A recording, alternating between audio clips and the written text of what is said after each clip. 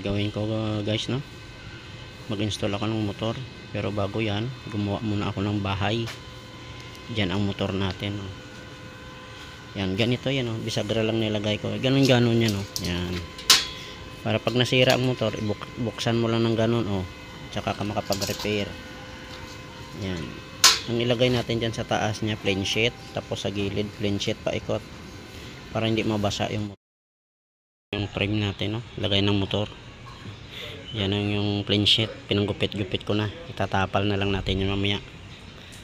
Yan ang motor natin, yan na may lock. Yan yung ating motor. Yan yung bahay niya.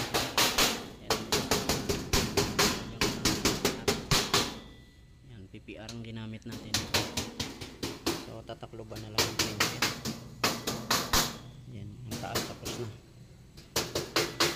Ito yung tadlakan.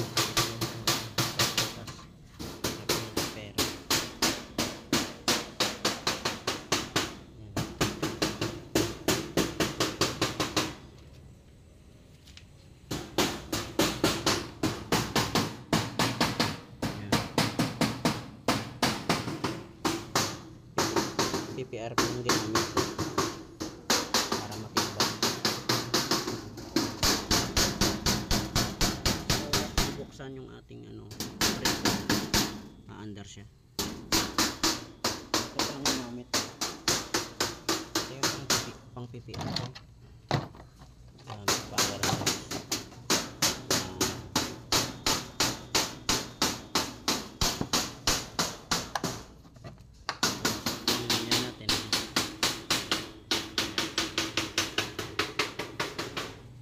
Dito ko siya kinuwanan ng linya sa breaker. Yan, nilagyan ko na lang ng yero kasi sabi ko sa may-ari lagyan namin ng NEMA 3R.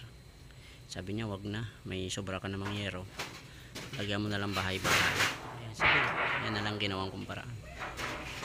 Yan, okay, maganda tong ating kasi may takip royo. Ayan, umandar na yung motor. Italy pala yung motor natin, no? Italy. So, kung kailangan nyo order ng motor, PM nyo lang ako. Italy yan.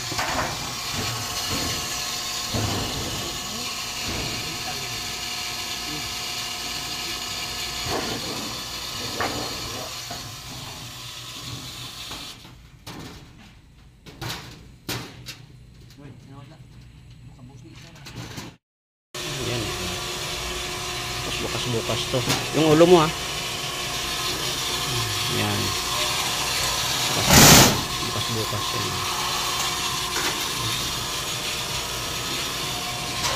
Tapos kadlakan. Okay, yan. Mahina to, walang halo. Wala. Ngayon tingnan nyo naman guys, ang lakas, may pressure na eh. Ano na yung pressure niya? Maganda. Dito sa kabila, ayun, ang lakas, Ang lakas.